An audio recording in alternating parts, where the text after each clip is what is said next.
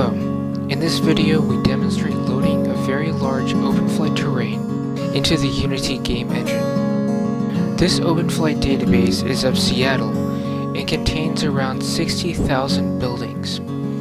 As you can see, we have added the ability to drive on the ground. Our Terrain Streaming Manager allows flight tiles that are further away to be streamed in using the level of detail.